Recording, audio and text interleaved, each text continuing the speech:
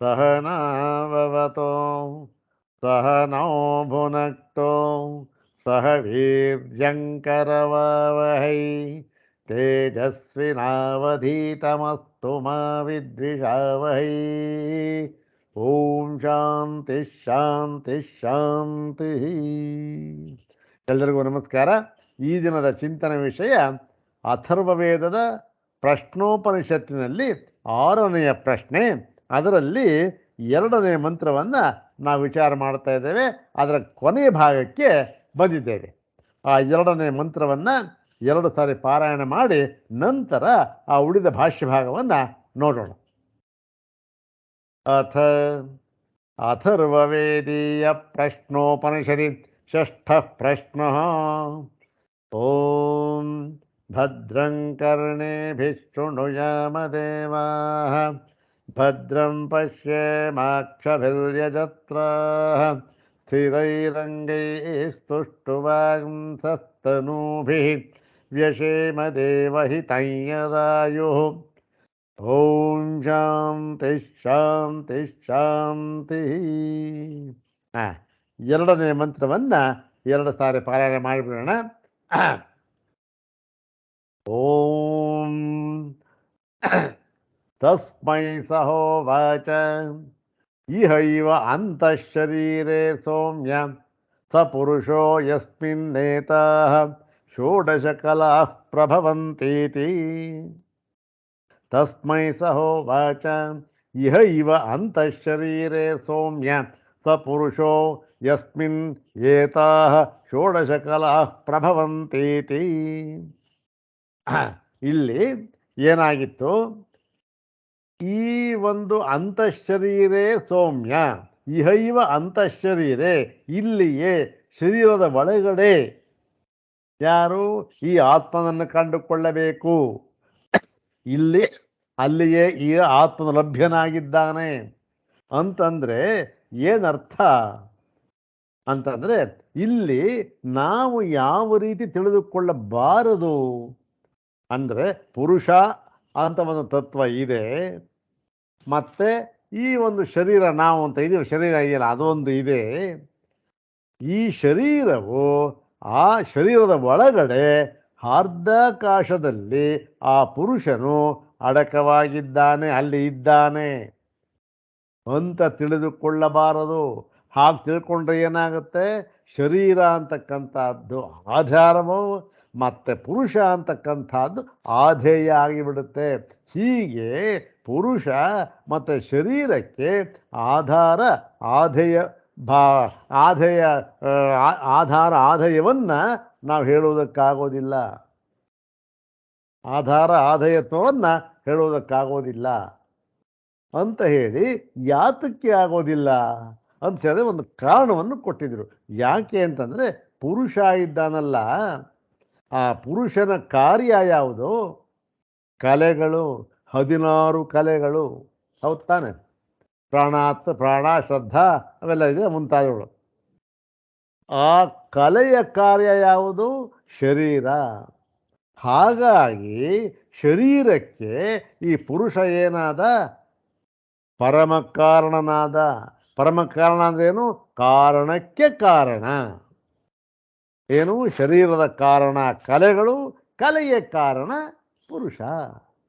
ಹೀಗಾಗಿ ಎಲ್ಲಾದರೂ ಕೂಡ ಈ ಒಂದು ತತ್ವ ಯಾವುದು ಕಾರ್ಯವಾಗಿದೆಯೋ ಆ ತತ್ವ ತನ್ನ ಪರಮ ಕಾರಣವನ್ನು, ಕೇವಲ ಕಾರಣವನ್ನಲ್ಲ ಪರಮ ಕಾರಣವನ್ನು ತನ್ನಲ್ಲಿ ಇಟ್ಟುಕೊಳ್ಳುವುದು ಅಂದು, ಮತ್ತು ಆ ಪರಮ ಕಾರಣಕ್ಕೆ ತಾನು ಆಧಾರವಾಗುವುದು ಎಲ್ಲಾದರೂ ಕಂಡಿದೆಯೇನಪ್ಪ? ಎಲ್ಲೂ ಇಲ್ಲ. ಕಾರ್ಯ ಯಾವುದೂ ಕೂಡ ಪರಮ ಕಾರಣಕ್ಕೆ ಆಧಾರವಾಗಿಲ್ಲ. ಕಾರಣ ಯಾಕೆ?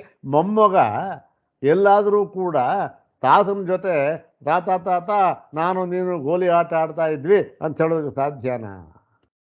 ಆಗೋದೇ ಇಲ್ವಲ್ಲ ಅಂತ ಹೇಳಿದಾಗ ಪೂರ್ವ ಪಕ್ಷಿ ಹೇಳ್ದ, ಅವನು ಬುದ್ಧಿವಂತ, ನೋಡಿ ಸ್ವಾಮಿ ಆಗುತ್ತೆ ಇದು, ನಾವು ದೃಷ್ಟಾಂತವನ್ನು ಕೊಡ್ತೇವೆ ನಿಮಗೆ. ಯಾಕೆ? ಏನಾದರೂ ಒಂದು ಸಿದ್ಧವಾಗುವಾಗ ಅದಕ್ಕೆ ದೃಷ್ಟಾಂತದ ಬಲ ಇಲ್ಲದೆ ಹೋಗ್ಬಿಟ್ರೆ ಅದು ಪೂರ್ಣವಾಗಿ ಸಿದ್ಧವಾಗುವ ಹಾಗಿಲ್ಲ. ದೃಷ್ಟಾಂತ ಇರಲೇಬೇಕು. ಹೀಗಾಗಿ ಏನಾಯಿತು, ದೃಷ್ಟಾಂತವನ್ನು ಕೊಟ್ಟೇ ಬಿಟ್ಟ ಇವನು ಕೂಡ.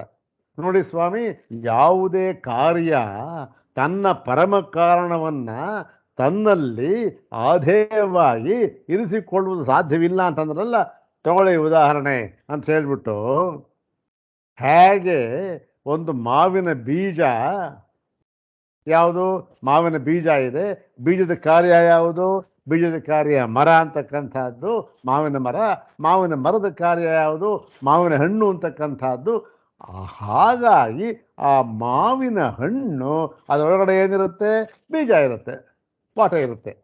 ಹಾಗಾಗಿ ಆ ಮಾವಿನ ಹಣ್ಣು ತನಗೆ ಕಾರಣಕ್ಕೂ ಕಾರಣವಾದ, ತನಗೆ ಕಾರಣ ಮರ, ಮರಕ್ಕೆ ಕಾರಣ ಬೀಜ, ಹೀಗೆ ತನ್ನಗೆ ಪರಮ ಕಾರಣವಾದ ಬೀಜವನ್ನ ತನ್ನಲ್ಲಿ ಅಡಗಿಸಿಕೊಂಡು ಇಷ್ಟು ಖಂಡಿತ ನಮಗೆ ಹಾಗೆ ಅಂತ ಹೇಳ್ಬಿಟ್ಟ. ಅದಕ್ಕೆ ಆಚಾರ್ಯರು ಹೇಳ್ತಾರೆ, ನೋಡಪ್ಪ, ನಿನ್ನ ದೃಷ್ಟಾಂತವನ್ನು ಕೊಡೋದಕ್ಕೆ ಬರೋದಿಲ್ಲ. ನಿನ್ನ ದೃಷ್ಟಾಂತ ಅತ್ಯಂತ ವಿಷಮ. ಇದು ಸರಿಯಾದ ದೃಷ್ಟಾಂತವಲ್ಲವೇ ಅಲ್ಲ. ನಾವು ಏನು ಹೇಳಿದ್ದೆ ಗೊತ್ತೇನು? ಪರಮ ಕಾರಣವನ್ನ, ಆ ಪರಮ ಕಾರಣ ಯಾವ ತತ್ವ ಇದೆಯಲ್ಲ ಅದನ್ನೇ ತನ್ನಲ್ಲಿ ಅಡಗಿಸಿಕೊಂಡಿರೋ ಸಾಧ್ಯವಿಲ್ಲ ಅಂತ ನಾವು ಹೇಳಿದ್ದು. ನೀನು ಕೊಟ್ಟ ಉದಾಹರಣೆಯಲ್ಲಿ ಕಾರಣವಾಗಿರ್ತಕ್ಕಂಥ ಬೀಜವೇ ಬೇರೆ, ಆ ಬೀಜದ ಕಾರ್ಯವಾಗಿರ್ತಕ್ಕಂಥ ಬೀಜವೇ ಬೇರೆ, ಮಾವಿನ ಹಣ್ಣು ಒಳಗಡೆ ಇರತಕ್ಕಂಥ ಬೀಜವೇ ಬೇರೆ, ಮಾವಿನ ಹಣ್ಣಿಗೆ ಕಾರಣವಾದ ಬೀಜವೇ ಬೇರೆ. ಹೀಗಾಗಿ ನಿನ್ನ ದೃಷ್ಟಾಂತ ಸರಿಯಾಗಲಿಲ್ಲ. ನಾವು ಹೇಳಿದ್ದು ಬೇರೆ ಒಂದು ಕಾರಣವನ್ನಲ್ಲ, ಅದೇ ಕಾರಣವನ್ನ. ಎಲ್ಲಾದರೂ ಕೂಡ ಅದೇ ಬೀಜ ತನ್ನ ಕಾರ್ಯ ಇದೆಯಲ್ಲ, ಯಾವುದು ಮರ, ಅದ್ರ ಕಾರ್ಯ ಇದೆ ಹಣ್ಣು, ಅಲ್ಲೇ ಅದೇ ಬೀಜ ಕಾರಣವಾದ ಬೀಜವೇ ಅಲ್ಲಿರೋಕ್ಕೆ ಸಾಧ್ಯನಾ? ಬೇರೆ ಬೀಜ ಇರ್ಬೋದು, ಅದು ಬೇರೆ ವಿಚಾರ, ಅದೇ ಇಟ್ಟುಕೊಂಡು ಸಾಧ್ಯವಿಲ್ಲ. ಹಾಗಾಗಿ ನನ್ನ ದೃಷ್ಟಾಂತ ಸರಿ ಇಲ್ಲಪ್ಪ, ಆಧಾರಾಧೆ ಭಾಗ ವಿಚಾರ ಹೇಳಿದೆಯಲ್ಲ ಅದು ಹೊಂದೋದಿಲ್ಲ ಅಂತ ಹೇಳಿದೆ. ಈಗ ಈ ಒಂದು ಈ ಪೂರ್ವಪಕ್ಷಿ ಏನು ಹೇಳ್ದ, ಏನು ಮಾಡ್ದ? ಅರೆ, ನಾ ಉದಾಹರಣೆ ಹೇಳಿದೆ, ಯಾಕೋ ಅದರಲ್ಲಿ ದೋಷ ಕಂಡುಬಿಟ್ರಲ್ಲ, ಸರೋದಿಲ್ಲ, ಹೌದು ಸರೋದಿಲ್ಲ ಅಂದ್ಬಿಟ್ಟು ಈಗ ಇನ್ನೊಂದು ಹೇಳ್ತಾನೆ. ಏನು? ಇವತ್ತಿನ ಭಾಷ್ಯವಾಗ 97ನೇ ಭಾಷ್ಯವಾಗ, ಕಿಂ ದೃಷ್ಟಾಂತೇನ ವಚನಾತ್ ಸ್ಯಾತಿತಿ ಚೇತ್. ಸ್ವಾಮಿ ಹೋಲಿ ಬಿಟ್ಟಾಕಿ ಅದನ್ನ. ಈಗ ದೃಷ್ಟಾಂತ ಯಾತಕ್ಕೆ? ಆ ದೃಷ್ಟಾಂತ, ನಾನು ಕೊಟ್ಟ ದೃಷ್ಟಾಂತ ವಿಷಮ ಅಂತ ಹೇಳಿದ್ರೆ ಆಯಿತು, ಸರಿ ಆಗಿದೆ, ಒಂದು ಪಕ್ಷ ಸರಿಯಾಗಿದೆ ಅಂತ ಒಪ್ಕೊಳ್ಳೋಣ. ಇನ್ನೂ ಪೂರ್ತಿ ಸಮಾಧಾನ ಇಲ್ಲ, ಸರಿಯಾಗಿದೆ ಅಂತ ಒಪ್ಕೊಳ್ಳೋಣ. ಆದರೆ ದೃಷ್ಟಾಂತ ಬಿಟ್ಟಾಕಿ ಸ್ವಾಮಿ, ಸಾಕ್ಷಾತ್ ವಚನವೇ ಇರುವಾಗ, ಯಾವುದು ಶ್ರುತಿ ವಚನಾತ್, ವಚನಾತ್ ಅಂದರೆ ಶ್ರುತಿ ವಚನ ಅಂದರೆ ಶ್ರುತಿ ವಚನವೇ ಇರುವಾಗ ಸಾಕ್ಷಾತ್ತಾಗಿ ಇದೆ. ಹಾಗಾಗಿ ನಾವು ಯಾಕೆ ನಂಬಬಾರದು? ಯಾಕೆ ನಾವು ತಿಳ್ಕೊಳ್ಬಾರದು? ಏನಿದೆ?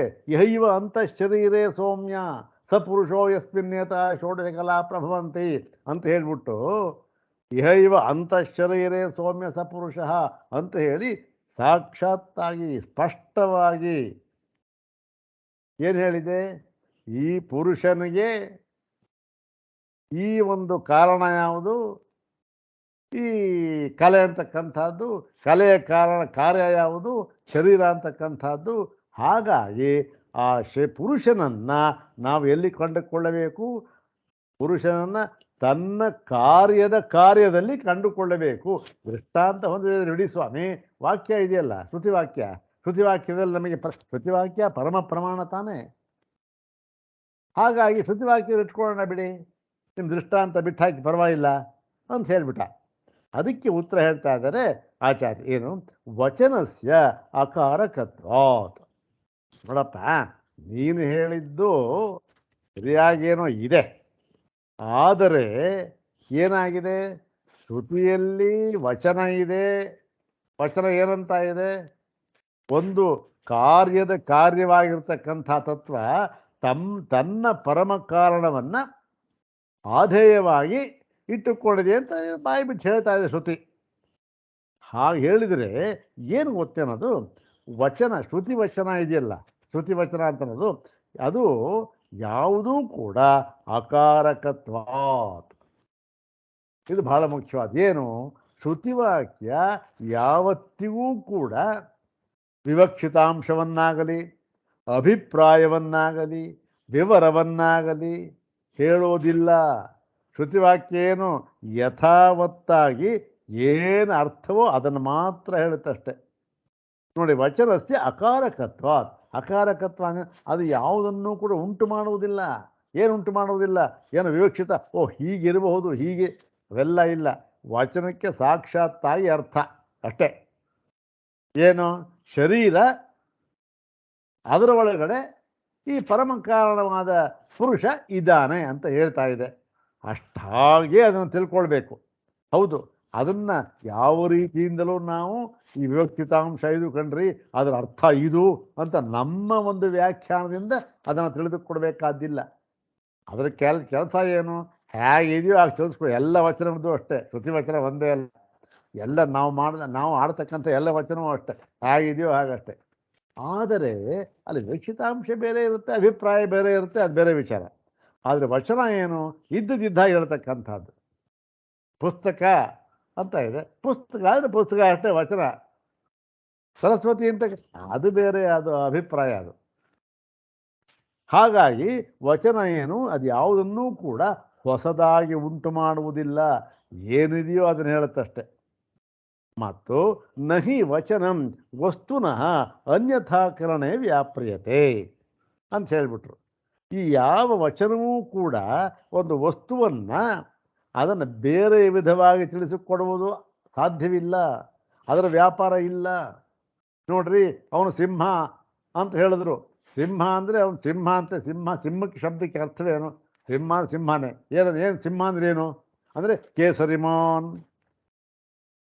ಅವನು ಕೇಸರಮಾನ್, ಕೇಸರ ಉಳ್ಳದ್ದು. ಮತ್ತೆ ಈ ಪುಷ್ಪಮಾನ್, ಬಾಲ ಇರ್ತಕ್ಕಂಥದ್ದು. ಇವು 4 ಕಾಲಿರ್ತಕ್ಕಂಥದ್ದು. ಇದು ಸಿಂಹ ಅಷ್ಟೇ. ವಚನ ಅದನ್ನು ತಿಳಿಸ್ಕೊಡುತ್ತಷ್ಟೇ. ನೀವು ಅವನು ಹೇಳಿದ ಅವನು ಪರಾಕ್ರಮದಲ್ಲಿ ಹಾಗೆ, ಅದೆಲ್ಲ ಬೇರೆ ವಿಚಾರ. ಅವನು ಪರಾಕ್ರಮ ಇದೆಯಾನೋ, ಸಿಂಹದ ಪರಾಕ್ರಮ ಇದೆ ಅಂತಲೋ, ಅದು ಬೇರೆ ವಿಚಾರ. ವಚನ ಸಿಂಹ ಅದು ಸಿಂಹ ಅಷ್ಟೇ, ಪುಸ್ತಕ ಅಂದ್ರೆ ಪುಸ್ತಕ, ಮನುಷ್ಯ ಅದು ಮನುಷ್ಯ, ಮರ ಅಲ್ಲ ಅಷ್ಟೆ. ಹಾಗಿರುವಾಗ ಕಿಂತರ್ಹಿ ಮತ್ತೇನ ಯಥಾಭೂತಾರ್ಥ ಉದ್ಯೋತನೆ, ಯಾವುದನ್ನೂ ಕೂಡ ವಸ್ತುವನ್ನು ಬದಲಾಗಿ ತಿಳಿಸಿಕೊಡುವುದಿಲ್ಲ. ಹೇಗಿದೆಯೋ ಭೂತಾರ್ಥ ಅಂದರೆ ಇರುವ ಹಾಗೆ ತಿಳಿಸ್ಕೊಡುತ್ತಷ್ಟೆ. ಅದೇ ದೃಷ್ಟ ಅಂತ ಹೇಳಿದ್ರಲ್ಲ, ಪುಸ್ತಕ ಅಂತ, ಪುರುಷ ಅಂತ, ಸಿಂಹ ಅಂತ ಅಷ್ಟೇ. ಮತ್ತು ಆಗಿದೆ. ಆದ್ದರಿಂದ ಇಲ್ಲಿ ಏನಾಗುತ್ತೆ, ಈ ಒಂದು ಶರೀರದ ಒಳಗಡೆ ಈ ಒಂದು ಪುರುಷ ಇದ್ದಾನೆ ಅಂತ ಹೇಳಿದ್ರೆ ಅದು ಹಾಗೆ ಅರ್ಥವಾಗುತ್ತೆ. ಹೌದು, ನೀನು ಹೇಳಿ ಸರಿಯಾಗಿದೆ. ಆದರೆ ಇದನ್ನ ನಾವು ಯಾವ ರೀತಿ, ಓಹೋ ಇದರ ಒಳಗಡೆ, ಶರೀರದ ಒಳಗಡೆ ಅದು ಇದೆ ಅಂತಂತ ಹೇಳಿದಾಗ ನಾವು ಹೇಗೆ ತಿಳ್ಕೊಳ್ಬೇಕು ಗೊತ್ತೇನಪ್ಪ, ಅಂಡಸ್ಯಾಂತರ್ವ್ಯೋಮ ಇತಿವತ್ ದ್ರಷ್ಟವ್ಯಂ. ಅಂಡಸ್ಯಾಂತರ್ವ್ಯೋಮ, ಮೊಟ್ಟೆ ಒಳಗಡೆ ಆಕಾಶ ಇದೆ ಎಂಬುದಾಗಿ ಹಾಗೆ ಹೇಗೆ ತಿಳಿತೀವೋ ಹಾಗೆ ತಿಳಿಯಬೇಕು ಅಂತ. ಇಲ್ಲಿ ಮೊಟ್ಟೆ ಒಳಗಡೆ ಎಲ್ಲಾದರೂ ಆಕಾಶ ಇರೋದು ಸಾಧ್ಯವಾ? ಇಲ್ಲಿ ಮುಂದೆ ಹೇಳ್ತಾರೆ, ಯಾವ ಒಂದು ಶ್ರುತಿವಾಕ್ಯಗಳು ಕೂಡ ಅದು ಅನುಭವಕ್ಕೆ ಹೊಂದಿಲ್ಲ ಅಂತ ಆದರೆ ಅದಕ್ಕೆ ಇನ್ನೇನೋ ಒಂದು ಅರ್ಥ ಇದೆ. ವಸ್ತು ಇದ್ದಾಗ ತಿಳಿಸ್ತಕ್ಕಂಥದ್ದು ಬೇರೆ ವಿಚಾರ. ಹಾಗೆ ಅದು ಅನುಭವಕ್ಕೆ ಹೊಂದುಗಡೆಯಾಗಿಲ್ಲ ಅಂದರೆ ಅದಕ್ಕೆ ಬೇರೆ ಅರ್ಥ ಇದೆ ಅಷ್ಟೇ ಅಂತ ಹೇಳ್ತಾರೆ. ಅದನ್ನು ಇಲ್ಲಿ ಮುಂದೆ ನೋಡೋಣ. ಇದು ಏನು, ಅಂಡಸ್ಯಾಂತರ್ವ್ಯೋಮ ಅಂದರೆ ಮೊಟ್ಟೆ ಒಳಗಡೆ ಆಕಾಶ ಇದೆ ಅನ್ನುವುದನ್ನು ನೀನು ಹೇಗೆ ಅರ್ಥ ಮಾಡಿಕೊಳ್ತೀಯೋ ಹಾಗೆ ಅರ್ಥ ಮಾಡಿಕೊಳ್ಳಬೇಕು. ಯಾವುದನ್ನು, ಈ ಶರೀರದ ಒಳಗಡೆ ಪುರುಷನಿದ್ದಾನೆ ಎಂಬತಕ್ಕಂಥದ್ದನ್ನು. ಮೊಟ್ಟೆ ಒಳಗಡೆ ಆಕಾಶವಿದೆ ಅಂತಕ್ಕಂಥ. ಮೊಟ್ಟೆ ಒಳಗಡೆ ಎಲ್ಲಾದರೂ ಆಕಾಶ ಇರುತ್ತೇನಪ್ಪ? ಇಲ್ಲ. ಮತ್ತೇನಿರುತ್ತೆ? ಮರಿ ಇರುತ್ತೆ. ಮರಿ ಇರೋಲ್ವಲ್ಲ. ಅದು ಮರಿ ತನ್ನ ಒಂದು ಕಾರಣ ರೂಪದಿಂದ ಇರುತ್ತೆ. ಒಳಗಡೆ ಮರಿ ಆಗೋದು ಆಮೇಲೆ ಕಾರ್ಯ ಅದು. ಇರ್ತಕ್ಕಂಥದ್ದು ಏನು, ಅಲ್ಲಿ ಏನೋ ಒಂದು ನೀರಿನ ಅಂಶನೋ ಏನೋ ಇರುತ್ತೆ ಅಲ್ಲಿ. ಯಾವುದದು ಆ ಫಲಕ್ಕೆ ಕಾರಣಭೂತವಾಗಿ ಇರುತ್ತೆ ಅಷ್ಟೆ, ಮೂಲ ಸ್ಥಿತಿಯಲ್ಲಿ ಇರುತ್ತೆ ಅಷ್ಟೆ. ಹಾಗಂತ ತಿಳಿಯಬೇಕೇ ಹೊರತು ಓಹೋ ಮೊಟ್ಟೆಯೊಳಗಡೆ ಆಕಾಶವಿದೆ, ಯಾಕೆ ಆಕಾಶವಿದೆ ತಿಳಿಬೇಕಾಗತ್ತೆ, ಅಲ್ಲಿ ಮರಿ ಇಲ್ವಲ್ಲ. ಆದ್ದರಿಂದ ಆದರೂ ಕೂಡ ಏನಾಗಿದೆ, ಅದು ತನ್ನ ಕಾರಣ ರೂಪದಿಂದ ಇದೆ ಅಷ್ಟೆ. ಹಾಗೆ ಇಲ್ಲಿ ಇದೂ ಕೂಡ ಶರೀರಕ್ಕೆ ಕಾರಣ ರೂಪದಿಂದ ಈ ಪುರುಷನು ಇದ್ದಾನೆ ಎಂಬುದಕ್ಕಾಗಿ ತಿಳಿ ಅವನು ಈ ಶರೀರಕ್ಕೆ ಕಾರಣನಾಗಿದ್ದಾನೆ ಎಂಬುದಷ್ಟೇ ವಿವಕ್ಷಿತಾಂಶ ಅಷ್ಟೇ ಹೊರತು ಓಹೋ ಇದು ಕಾರಣಕ್ಕೂ ಕಾರಣವಾಗಿರ್ತಕ್ಕಂಥದ್ದನ್ನು ತನ್ನೊಳಗೆ ಅಡಗಿಸಿಕೊಂಡು ಬಿಟ್ಟಿದೆ ಅಂತ ಅರ್ಥವನ್ನು ಮಾಡಬೇಕಾದ್ದಿಲ್ಲ ಅಂತ ಹೇಳಿದ್ರು. ಮತ್ತೆ ಇನ್ನೊಂದು ಅಂಶವನ್ನು ಹೇಳ್ತಾ ಇದ್ದಾರೆ 98ನೇ ಭಾಷೆಯಾಗ, ಉಪಲಬ್ಧಿ ನಿಮಿತ್ತತ್ವಾಚ. ಉಪಲಬ್ಧಿ ಅಂದರೆ ಅದು ತಿಳುವಳಿಕೆ ಅಂತ, ಅರಿವು ಅಂತ, ತಿಳುವಳಿಕೆ. ಇದು ಈ ತಿಳುವಳಿಕೆ, ಅರಿವು, ಜ್ಞಾನ ಎಂಬುದಕ್ಕೆ ಕಾರಣವಾಗಿರುವುದರಿಂದಲೂ ಕೂಡ ಯಾವುದನ್ನ ಆ ಪುರುಷರನ್ನ ತಿಳಿದುಕೊಳ್ಳುವುದಕ್ಕೆ ಇದು ಕಾರಣವಾಗಿದೆ. ಹೇಗೆ ಕಾರಣವಾಗಿದೆ ಅಂತಂದ್ರೆ ನೋಡಿ, ದರ್ಶನ ಶ್ರವಣ ಮನನ ವಿಜ್ಞಾನಾದಿ ಲಿಂಗೈ. ದರ್ಶನ ಶ್ರವಣ ಮನನ ಎಲ್ಲ ಯಾರಿಗ ಆಗ್ತಾ ಇರ್ತಕ್ಕಂಥದ್ದು, ಈ ಶರೀರಕ್ಕೆ. ಹೌದು ತಾನೆ, ಶರೀರದಲ್ಲಿ ಆಗ್ತಾ ಇರ್ತಕ್ಕಂಥ ಕ್ರಿಯೆಗಳು ಇವೆಲ್ಲ. ಈ ಕ್ರಿಯೆಗಳಿದೆಯಲ್ಲ, ದರ್ಶನ ನೋಡುವುದು, ಶ್ರವಣ ಕೇಳುವುದು, ಮನನ ಮಾಡುವುದು, ಚಿಂತಿಸುವುದು, ಮತ್ತೆ ನಿರ್ಧಾರ ಮಾಡ್ತಕ್ಕಂಥದ್ದು, ಇವೆಲ್ಲ ಗುರುತುಗಳಿಂದ ಏನಾಗಿದೆ ಅಷ್ಟೇ.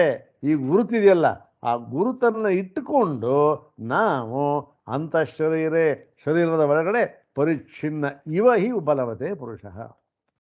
ಶರೀರದ ಒಳಗಡೆ ಪರಿಚ್ಛಿನ್ನನಾಗಿರುವಂತೆ ಅವನು ನಮಗೆ ಕಾಣಬರುತ್ತಾನೆ ಮತ್ತು ಅಲ್ಲಿಯೇ ಅವನನ್ನು ತಿಳಿಯಬೇಕು.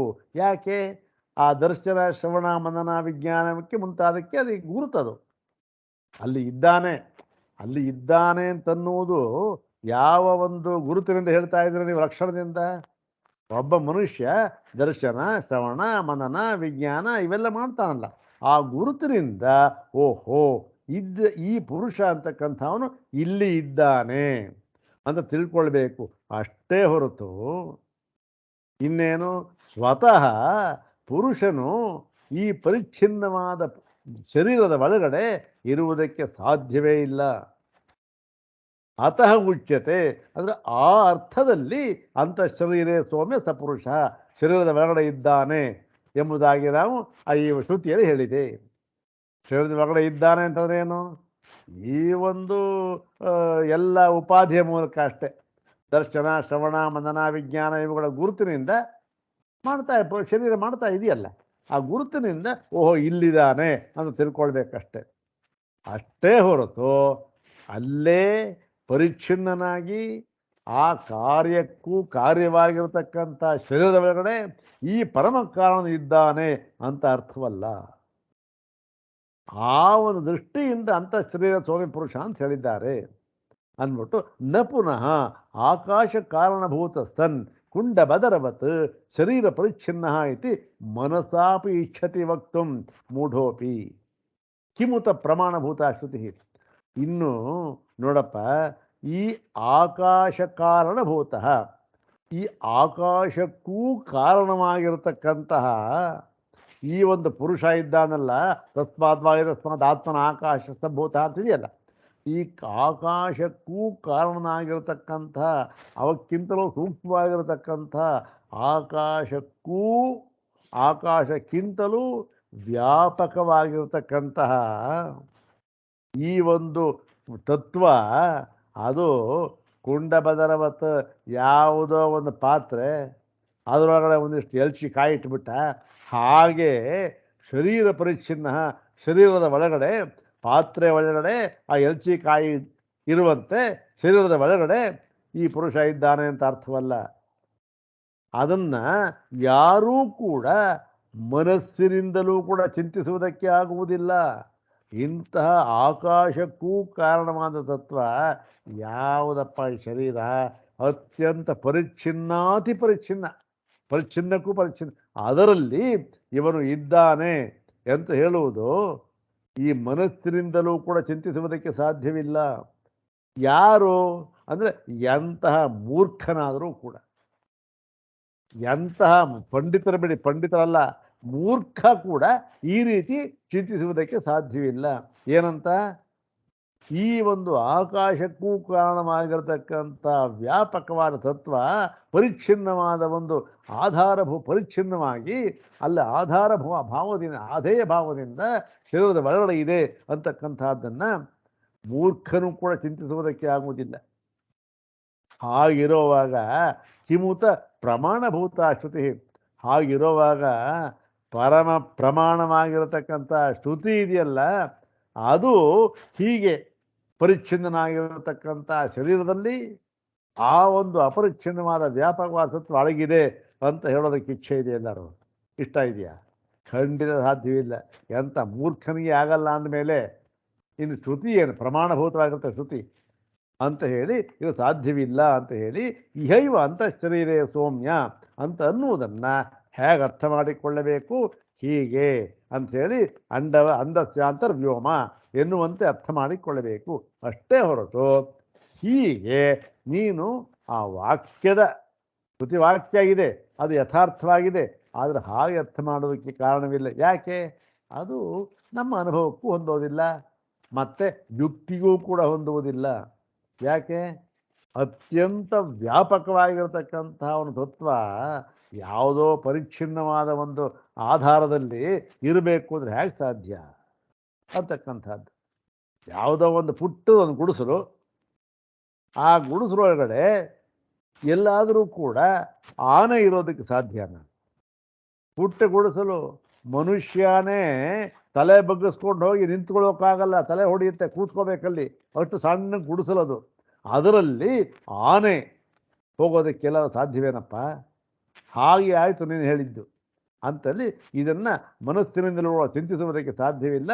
ಇಲ್ಲಿ ಹೇಳ ಅರ್ಥ ಹೇಗೆ ಮಾಡಬೇಕು ಅಂದರೆ ಅಂತರ್ವ್ಯೋಮ ಅಂತಕ್ಕಂಥದ್ದು ಅರ್ಥ ಮಾಡಬೇಕಷ್ಟೇ ಅಂತ ಹೇಳಿ ಈ ಒಂದು ಅಂತಃಶರೀರ ಸೌಮ್ಯ ಸಪುರುಷ ಅಂತ ಹೇಳೋದಕ್ಕೆ ಅರ್ಥವನ್ನು ಮಾಡೋದು. ಇನ್ನು ಮುಂದೆ ಹೇಳ್ತಾರೆ, ಈ ಪುರುಷನಿಂದ ಇಷ್ಟು ಪುರುಷ ಆಯಿತು ಅಲ್ಲಿದ್ದಾರೆ ಅಂತ. ಇನ್ನು ಮುಂದೆ ಏನು ಹೇಳ್ತಾರೆ ಅಂದರೆ, ಈ ಸೃಷ್ಟಿ ನಮ್ಗೆ ಕಾಣ್ತಾ ಇದೆಯಲ್ಲ, ಈ ಸೃಷ್ಟಿಯಲ್ಲಿ ಕಾಣ್ತಾ ಇದೆ ನಮಗೆ, ಆದ್ದರಿಂದ ಅದರ ಅರ್ಥವೇನು? ಈ ಸೃಷ್ಟಿ ಇವನಿಂದ ಆಗಿದೆ ಅಂದರೆ ಏನರ್ಥ?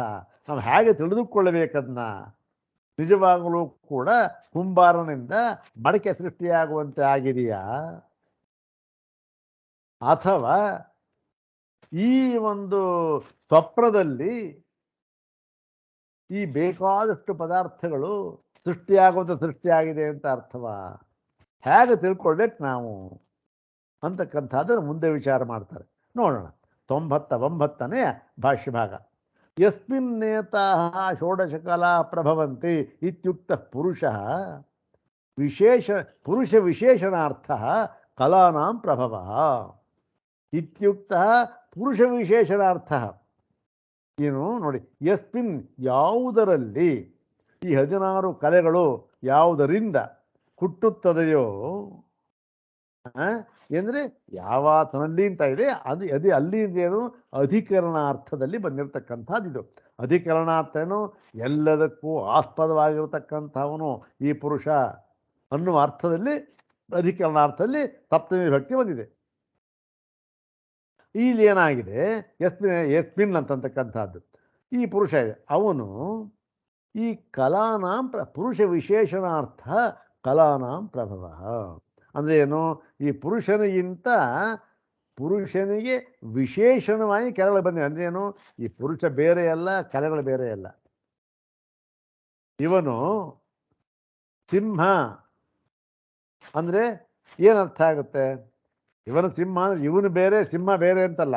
ಸಿಂಹಕ್ಕೆ ಇವನಿಗೆ ವಿಶೇಷಣವಾಗಿ ಬಂದಕ್ಕಂಥ ಸಿಂಹ. ಅವನು ಯಾರು ಗೊತ್ತೇ ಅಂದರೆ ಅವನು ಸಿಂಹ ಪುರುಷ ಕಣ್ರಿ ಅಂದರೆ ಪುರುಷನಿಗೆ ವಿಶೇಷಣವಾಗಿ ಬಂದಿರತಕ್ಕಂಥ ಸಿಂಹ. ಅದು ಸಿಂಹ ಬೇರೆ, ಪುರುಷ ಬೇರೆ ಅಂತ ಅರ್ಥ ಅಲ್ವಾ ಅಂತ. ಹಾಗೆ ಇಲ್ಲೂ ಕೂಡ ಈ ಕಲೆ ಬೇರೆ ಪುರುಷ ಬೇರೆ ಅಂತ ಅರ್ಥವಲ್ಲ, ಅದಕ್ಕೆ ವಿಶೇಷಣ ಅರ್ಥದಲ್ಲಿ ಬಂದಿರತಕ್ಕಂಥದ್ದು. ಸಚ ಅನ್ಯಾರ್ಥೋಪಿ ಶ್ರುತಃ ಕೇನ ಕ್ರಮೇಣ ಸ್ಯಾತ್ ಇತ್ಯತಃ ಇದಂ ಉಚ್ಯತೆ. ಇದು ಅನ್ಯಾರ್ಥೋಪಿ ಶ್ರುತ, ಇದು ಶ್ರುತಿಯಲ್ಲಿ ಬೇರೊಂದು ಪ್ರಯೋಜನ ಅಂತ ಅರ್ಥ. ಬೇರೊಂದು ಪ್ರಯೋಜನಕ್ಕಾಗಿ ಬಂದಿದ್ದರೂ ಕೂಡ ಏನು ಬೇರೊಂದು ಪ್ರಯೋಜನ, ಇದು ಬೇರೊಂದು ಅರ್ಥವನ್ನು ಹೇಳ್ತಾ ಇದೆ. ಇದು ಏನರ್ಥ ಅಂದರೆ ಅದೇ ಬೇರೊಂದು ಅರ್ಥ ಈಗ ಇಲ್ಲಿ ಬೇಡಿ, ಇನ್ನು ಮುಂದೆ ಬರ್ತಕ್ಕಂಥದ್ದು ಏನು ನಿಜವಾಗಿಯೂ ಸೃಷ್ಟಿ ಇರ್ತಕ್ಕಂಥದ್ದು ಹಾಗೇ ಇಲ್ಲ. ಇದು ಯಾವುದರ ಕಾರ್ಯ? ಇದು ಅವಿದ್ಯಾ ಕಾರ್ಯ. ನಾಳೆ ಈ ವೇದಾಂತ ಪ್ರಕ್ರಿಯೆ ಪ್ರತ್ಯಭಿಜ್ಞಾನದಲ್ಲಿ ಅದೇ ಬರ್ತಕ್ಕಂಥದ್ದು ಭಾಗ. ಸ್ವಾಮಿಗಳು ಅತ್ಯಂತ ಚೆನ್ನಾಗಿ ಅದನ್ನು ವಿವರಣೆ ಮಾಡ್ಕೊಬೇಕು, ನೋಡೋಣ ಇಲ್ಲಿ. ಹೀಗೆ ಬೇರೆ ಅರ್ಥದಲ್ಲಿ ಅದು ಹೇಳಿದ್ದಾದರೂ ಕೂಡ ಏನಾಗಿದೆ, ಈಗ ನಮ್ಮ ಎದುರು ಕಾಣ್ತಾ ಇದೆ ಏನು ಈ ಸೃಷ್ಟಿ ಅಂತಕ್ಕಂಥದ್ದು. ಕಾಣ್ತಾ ಇರೋದರಿಂದ ಇದಕ್ಕೆ ಒಂದು ರೀತಿ ನೀತಿ ನಿಯಮ ಒಂದು ಕಾರಣ ಅಂತ ಇರಬೇಕು, ಹೌದು ತಾನೆ? ಇದಕ್ಕೆಲ್ಲ ಇದ್ದೇ ಇರಬೇಕು. ಅದನ್ನ ಇವಾಗ ನಾವು ಚಿಂತನೆ ಮಾಡುತ್ತೇವೆ. ಅದನ್ನು ಯಾವುದಕ್ಕೆ? ಅನ್ಯಾರ್ಥೋಪಿ, ನಿಜವಾಗಲೂ ಪುರುಷ ಸೃಷ್ಟಿ ಮಾಡಿದಾನ ಅದನ್ನು ಆಗ ಅರ್ಥ ಅಲ್ಲ, ಇದು ಬೇರೆ ಅರ್ಥ. ಹಾಗಿದ್ದರೂ ಕೂಡ ಈ ನಮಗೆ ಪ್ರತ್ಯಕ್ಷವಾಗಿ ಕಾಣ್ತಾ ಇರೋದ್ರಿಂದ ನಾವು ಇದನ್ನು ವಿಚಾರ ಮಾಡ್ತೇವೆ. ಮತ್ತೆ ಇನ್ನೊಂದು ವಿಚಾರ ಏನಿದೆ ಅಂದರೆ ಚೇತನ ಪೂರ್ವಿಕಾಚ ಸೃಷ್ಟಿ ಇತ್ಯೇವ ಮರ್ಥಂಚ. ಮತ್ತು ಈ ಸೃಷ್ಟಿ ಇದೆಯಲ್ಲ, ಇದು ಯಾವುದೋ ಒಂದು ಜಡತತ್ವದಿಂದ ಆಗಿದ್ದಲ್ಲ. ಇದು ಯಾರನ್ನ ಉದ್ದೇಶಿಸಿ ಹೇಳಿದ್ದು? ಜಡತತ್ವದಿಂದ ಆಗಿದ್ದಲ್ಲ ಅಂತ ಸಾಂಖ್ಯರನ್ನ ಉದ್ದೇಶಿಸಿ. ಯಾಕೆ? ಸಾಂಖ್ಯರು ಈ ಪ್ರಧಾನದಿಂದ ಈ ಜಗತ್ತು ಉಂಟಾಯಿತು ಅಂತ ಹೇಳ್ತಾರೆ, ಪ್ರಧಾನವನ ಜಡತತ್ವ ಅಂತ ಹೇಳ್ತಾರೆ. ಹಾಗೆ ಹೇಳತಕ್ಕಂಥ ಸಮಂಜಸವಲ್ಲ. ಇದು ಚೇತನ ಪೂರ್ವಿಕ, ಇದು ಚೇತನ, ಯಾವುದೋ ಒಬ್ಬ ಚೇತನನಿಂದ ಸೃಷ್ಟಿಯಾಗಿರ್ತಕ್ಕಂಥದ್ದು ಇದು ಅಂತ ಹೇಳುವುದಕ್ಕೋಸ್ಕರ ಈ ಮುಂದಿನ ಭಾಗ ಕೂಡ ಬಂದಿದೆ. ಎರಡು ಅರ್ಥಕ್ಕೋಸ್ಕರ. ಏನು ನಮಗೆ ಎದಕ್ಕೆ ಕಾಣ್ತಾ ಇದೆ, ನಮ್ಮ ಅನುಭವಕ್ಕೆ ಬರ್ತಾ ಇದೆ. ಆದ್ದರಿಂದ ಇದಕ್ಕೆ ಒಂದು ರೀತಿ ನೀತಿ ಕ್ರಮ ಅಂತಕ್ಕಂಥದ್ದು ಇರಬೇಕು, ಕಾರಣ ಅಂತಕ್ಕಂಥದ್ದು ಇರಬೇಕು, ಅದನ್ನು ಹೇಳಬೇಕು ಅನ್ನೋ ಒಂದು ಉದ್ದೇಶ. ಇನ್ನೊಂದು, ಈ ಕಾಣ್ತಾ ಇರತಕ್ಕಂಥ ಪ್ರಪಂಚ, ದ್ವೈತ ಪ್ರಪಂಚ ಏನಿದೆ ಅದು ಯಾವುದು? ಚೇತನ ತತ್ವದಿಂದ ಹುಟ್ಟಿದೆ. ಮತ್ತು ಯಾವುದರಂತೆ ಅಲ್ಲ, ಸಾಂಖ್ಯರು ಹೇಳುವಂತೆ ಪ್ರಧಾನದಿಂದಲೂ ಅಲ್ಲ, ವೈಶೇಷಿಕರು ಹೇಳುವಂತೆ ಪರಮಾಣುವಿನಿಂದಲೂ ಅಲ್ಲ. ಪರಮಾಣುವಿನ ಸೃಷ್ಟಿ ಅಂತಕ್ಕಂಥದ್ದು ಈಚಿನವರು ಈಗಿನ ಒಂದು ವಿಜ್ಞಾನ ಹೇಳ್ತಕ್ಕಂಥದ್ದು. ಪ್ರತಿಯೊಂದು ಕೂಡ 4 ಪರಮಾಣು ಇದ್ದೇ ಅಂತ, ಬೇಸಿಕ್ ಆಟಮ್ ಅಂತ ಹೇಳ್ತಾರಲ್ಲ, ಅದು ಅದರಿಂದ ಈ ಪ್ರಪಂಚದಲ್ಲಿ ಆಗಿರ್ತಕ್ಕಂಥದ್ದು. ಆದರೆ ವೇದಾಂತ ಹೇಳ್ತಾ ಇದೆ, ಆ ಅಣುಗಳು ತಮ್ಮ ಕಾರ್ಯವಾದ ಈ ಒಂದು ದ್ವೈತ ಪ್ರಪಂಚವನ್ನು ಉಂಟು ಮಾಡುವುದಕ್ಕೂ ಕೂಡ ಯಾವ ಕಾರಣ ಅಂತ ಇದೆಯೋ ಅದನ್ನು ನಾವು ಹೇಳ್ತಾ ಇದ್ದೇವೆ ಪರಮ ಕಾರಣ, ಅದು ಪುರುಷ, ಅದು ಬ್ರಹ್ಮ ಅಂತ, ಅದೇ ಆತ್ಮ ಅಂತ ಹೇಳ್ತಾ ಇದ್ದೇವೆ ಅಂತ ಹೇಳ್ತಾರೆ. ಇರಲಿ, ಇದನ್ನು ಈ ಎರಡನ್ನೂ ಕೂಡ ನಿರ್ಣಯ ಮಾಡುವುದಕ್ಕೋಸ್ಕರ ಈ 3ನೇ ಒಂದು ಮಂತ್ರವು ಬಂದಿದೆ ಅಂತ ಹೇಳಿ, ಈ 3ನೆಯ ಮಂತ್ರವನ್ನು ಅದು ಮಂತ್ರವನ್ನು 2 ಸರಿ ಪಾರಾಯಣ ಮಾಡಿ ಪದಚ್ಛೇದ ಅನ್ವಯಾರ್ಥವನ್ನು ನೋಡಿಬಿಟ್ಟು ಇವತ್ತಿನ ಭಾಗವನ್ನು ಮುಗಿಸೋಣ. ಮುಂದಿನ ಭಾಗದಲ್ಲಿ ಅದರ ಒಂದು ಭಾಷೆ ಭಾಗವನ್ನು ನೋಡೋಣ. ಇರಲಿ, ಈಗ ಆ ಒಂದು 3ನೆಯ ಮಂತ್ರವನ್ನು 2 ಸರಿ ಪಾರಾಯಣ ಮಾಡೋಣ. ಓಂ ಸ ಈಕ್ಷಾಂಚಕ್ರೆ ಕಸ್ಮಿನ್ವ ಉತ್ಕ್ರಾಂತೋ ಭವಿಷ್ಯಾಮಿ ಕಸ್ಮಿನ್ವಾ ಪ್ರತಿಷ್ಠಿತೆ ಪ್ರತಿಷ್ಠಾಸ್ಯಾಮೀತಿ. ಓಂ ಸ ಈಕ್ಷಾಂಚಕ್ರೆ ಕಸ್ಮಿನ್ವ ಉತ್ಕ್ರಾಂತೋ ಭವಿಷ್ಯಾಮಿ ಕಸ್ಮಿನ್ವಾ ಪ್ರತಿಷ್ಠಿತೆ ಪ್ರತಿಷ್ಠಾಸ್ಯಾಮೀತಿ. ಪರಚ್ಛೇದ ನೋಡೋಣ. ಸಹ ಈಕ್ಷಾಂಚಕ್ರೆ ಕಸ್ಮಿನ್ ನು ಅಹಂ, ಕಸ್ಮಿನ್ ನು ಅಂತ ಇದೆಯಲ್ಲ, ಅದಕ್ಕೆ ಕಸ್ಮಿನ್ ನು ಅಹಂ ಉತ್ಕ್ರಾಂತೆ ಉತ್ಕ್ರಾಂತಃ ಭವಿಷ್ಯಾಮಿ ಕಸ್ಮಿನ್ ವಾ ಪ್ರತಿಷ್ಠಿತೆ ಪ್ರತಿಷ್ಠಾಸ್ಯಾಮಿ ಇತಿ. ಇಲ್ಲಿ ಸಹ ಈಕ್ಷಾಂಚಕ್ರೆ ಅಂತ. ಸಹ ಕಹ ಸಹ ಪುರುಷ. ಯಾರು? ಯಾವನು ಶರೀರದಲ್ಲಿ ಶರೀರದ ಒಳಗಡೆ ಇದ್ದಾನೆ ಅಂತ ಹೇಳಿತ್ತೋ ಅದೇ ಪುರುಷ. ಅವನು ಏನು ಮಾಡ್ದ? ಈಕ್ಷಾಂಚಕ್ರೆ. ಇದೇನಿದು? ಅದು ಶರೀರ ಸೌಮ್ಯ ಅದು ಮುಗೀತದು. ಈಗ ಇಲ್ಲಿ ಕಾಣ್ತಾ ಇರತಕ್ಕಂಥ ದ್ವೈತ ಪ್ರಪಂಚಕ್ಕೆ ಅದಕ್ಕೊಂದು ರೀತಿ, ನೀತಿ, ಕ್ರಮ, ಕಾರಣ ಇವುಗಳನ್ನು ಹೇಳಬೇಕು ಅಂತನ್ನುವ ಈ ಭಾಗ ಹೊರಟಿರ್ತಕ್ಕಂಥದ್ದು. ಅದಕ್ಕಾಗಿ ಏನಾಯಿತು? ಸಹ ಈಕ್ಷಾಂಚಕ್ರೆ. ಅವನು ಯೋಚನೆ ಮಾಡಿದನು, ಅವನು ನೋಡಿದನು, ಅವನು ಯೋಚನೆ ಮಾಡಿದನು ಅಂತ. ಏನು ಯೋಚನೆ ಮಾಡಿದ ಅವನು ಅಂತಾರೆ? ಕಸ್ಮಿನ್ ಉತ್ಕ್ರಾಂತೆ ಅಹಂ ಉತ್ಕ್ರಾಂತ ಭವಿಷ್ಯಾಮಿ. ಏನು ಈ ಒಂದು ಎಲ್ಲ ರೂಢಿಯಲ್ಲಿರ್ತಕ್ಕಂಥದ್ದು ಎಲ್ಲ ಇವರು ಕೂಡ ಏನು ಎದ್ದು ನಿಂತ್ಕೋತಾರೆ, ಕೂತ್ಕೋತಾರೆ, ವ್ಯಾಪಾರ ಮಾಡ್ತಾರೆ. ಆದರೆ ಈ ವ್ಯಾಪಾರ ಅಂತಕ್ಕಂಥದ್ದು ಯಾವುದರಿಂದ ಆಗ್ತಾ ಇದೆ? ಕಸ್ಮಿನ್ ಉಪಾಧಿ ವಿಶೇಷೆ. ಅಂದರೆ ಯಾವ ಉಪಾಧಿ ವಿಶೇಷಕ್ಕೆ ಕಸ್ಮಿನ್ನು ಅಂದರೆ ಇಲ್ಲಿ ಉಪಾಧಿ ವಿಶೇಷ ಅಂತ ಅರ್ಥ. ಯಾಕೆ? ಸ್ವತಃ ಪುರುಷನಿಗೆ, ಪರಬ್ರಹ್ಮಕ್ಕೆ ಯಾವ ಒಂದು ವಿಕಾರವೂ ಕೂಡ ಇರೋದಿಲ್ಲ. ವಿಕಾರ ತೋರ್ತಾ ಇರ್ತಕ್ಕಂಥದ್ದು ಯಾವ ಮೂಲಕವಾಗಿ? ಉಪಾಧಿಯ ಮೂಲಕವಾಗಿ ಅಷ್ಟೇ. ಶರೀರವೆಂಬ ಉಪಾಧಿಯ ಮೂಲಕವಾಗಿ ಈ ನೋಡ್ತಾನೆ ಪರಮಾತ್ಮ, ಕೇಳ್ತಾನೆ, ಮುಟ್ತಾನೆ, ಮೂಸ್ತಾನೆ ಅಂತ ಹೇಳ್ತೀವಿ ಅಷ್ಟೇ. ಅವನು ಕಾರಣ ಅಂತ ಹೇಳ್ತೀವಿ, ಅದು ಒಂದು. ನಿಜವಾಗಲೂ ಕಾರಣವೂ ಅಲ್ಲ. ಇವೆಲ್ಲ ಕಾರಣ ಅಂತ ಹೇಳ್ತಾ ಇದ್ದ ಶರೀರ ಎಂಬ ಉಪಾಧಿಯ ಮೂಲಕ ಇದನ್ನು ಹೇಳ್ತಾ ಇರ್ತಕ್ಕಂಥದ್ದು ಅಷ್ಟೇ. ಹಾಗಾಗಿ ಯಾವ ಒಂದು ಉಪಾಧಿ ವಿಶೇಷ ಇದೆಯಲ್ಲ ಅದು ಉತ್ಕ್ರಾಂತೆ. ಆ ಉಪಾಧಿ ವಿಶೇಷ ಅದು ಎತ್ತು ಮೇಲಕ್ಕೆ ಎತ್ತು ಅಂತ ಆದರೆ ನಾನು ಹೇಳುತ್ತೇನೆ ಮತ್ತು ಕಸ್ಮಿನ್ ಮಾ ಪ್ರತಿಷ್ಠಿತೆ. ಯಾವುದು ಅವನು ನಿಂತುಕೊಂಡಿದ್ದರೆ ನಾನು ನಿಂತ್ಕೊಳ್ತೇನೆ ಅಂದರೆ ಯಾವ ಉಪಾಧಿಯ ಮೂಲಕವಾಗಿ ನಾನು ಎಲ್ಲ ವ್ಯಾಪಾರ ಮಾಡುವವನಂತೆ ಕಾಣುತ್ತೇನೆ ಎಂಬುದಾಗಿ ಯೋಚನೆ ಮಾಡ್ದ ಆ ಒಂದು ಪುರುಷ ಅಂತಕ್ಕಂಥದ್ದು. ಅಂದ್ರೇನು? ಇಲ್ಲಿ ಉಪಾಧಿ ವಿಶೇಷ ಅಷ್ಟೇ. ಉಪಾಧಿ ವಿಶೇಷವು ಉತ್ಕ್ರಾಂತವಾದ ನಾನು ಉತ್ಕ್ರಾಂತನಾಗ್ತೇನೆ ಅಂದ್ಕೊಂಡ್ಬಿಡ್ತಾನೆ.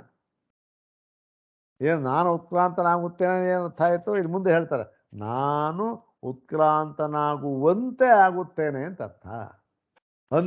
ಅಂತೆ ಅಂತಕ್ಕಂಥ.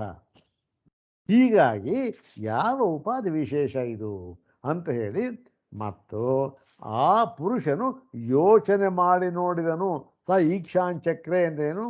ಅವನು ಯೋಚನೆ ಮಾಡ್ದ, ಅವನಿಂದ ಇದೆಲ್ಲ ತಿಳುವಳಿಕೆ ಇದೆಲ್ಲ ಬಂತು. ಅಂದದ್ರಿಂದ ಏನಾಯಿತು?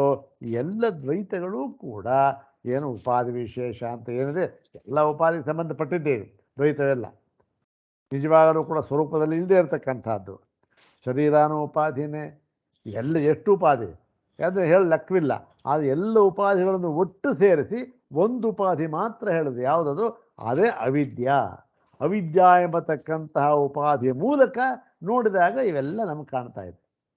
ಏನು? ಎದ್ದವನಂತೆ. ಯಾರು? ಆ ಪರಮಾತ್ಮನೇ, ಪರಬ್ರಹ್ಮನೇ. ನಾನೇ ಅಂದರೆ ಪರಬ್ರಹ್ಮ ಜೀವನೇ. ಎದ್ದು ನಿಂತವನಂತೆ, ಕುಳಿತವನಂತೆ ಕಾಣ್ತೇನೆ ನಾನೇ. ಹಾಗಾಗಿ ಈ ಯಾವ ಉಪಾಧಿ ವಿಶೇಷ ಅಂತ ಹೇಳಿ ಇದನ್ನ ಯೋಚನೆ ಮಾಡಿದನು ಅಂತ ಹೇಳುವುದರ ಮೂಲಕ ಏನಾಯಿತು? ಎಲ್ಲವೂ ಕೂಡ ಚೇತನಾತ್ಮಕವಾಗಿದೆ ಅಂತ ಹೇಳಿದಾಗಾಯಿತು. ಯಾಕೆ? ಅವನು ಚೇತನ, ಪುರುಷ ಚೇತನ. ಇದು ಎಲ್ಲರೂ ಹೇಳ್ತಕ್ಕಂಥದ್ದು. ಸಾಂಖ್ಯರು ಹೇಳ್ತಕ್ಕಂಥದ್ದೇ, ವೇದಾಂತಗಳು ಹೇಳ್ತಕ್ಕಂಥದ್ದೇ ಪುರುಷ. ಆ ಪುರುಷನ ಯೋಚನೆ ಮಾಡಿ ನೋಡಿದನು ಅಂಥೇಳಿ ಆ ಒಂದು ಚೇತನ ಕಾರಣತ್ವವನ್ನು ಇಲ್ಲಿ ಹೇಳ್ತಾ ಇದ್ದಾರೆ. ಇದು ಈ ಮಂತ್ರಕ್ಕೆ ಅರ್ಥ. ಇದಕ್ಕೆ ಮುಂದೆ ಏನು ಹೇಳ್ತಾರೆ? ಇದಕ್ಕೆ ಒಂದು ದೋಷ ಇದರಲ್ಲಿ ಏನು ಬರುತ್ತೆ ಅಂತಕ್ಕಂಥದ್ದು ಹೇಳಿ, ಪುರುಷನ ಯೋಚನೆ ಮಾಡಿ ನೋಡಿದನು ಅಂದರೆ ಪುರುಷ ಯಾರು? ಇದು ಏನಾಯಿತು? ಉಪಾಧಿ ಅಂತಕ್ಕಂಥದ್ದು ಏನು? ಹೇಗೆ ಹೊಂದುತ್ತೆ ಇದು ಯೋಚನೆ ಮಾಡಿ ನೋಡಿದನು ಅಂತಕ್ಕಂಥದ್ದು? ಇವೆಲ್ಲ ಕೂಡ ವಿಚಾರವನ್ನು ಮುಂದಿನ ಭಾಗದಲ್ಲಿ ವಿಚಾರ ಮಾಡಿದ್ದಾರೆ. ಅದನ್ನು ಮುಂದಿನ ಭಾಗದಲ್ಲಿ ನೋಡೋಣ. ಓಂ ಶಾಂತಿ ಶಾಂತಿ ಶಾಂತಿ. ಓಂ ತತ್ಸತ್.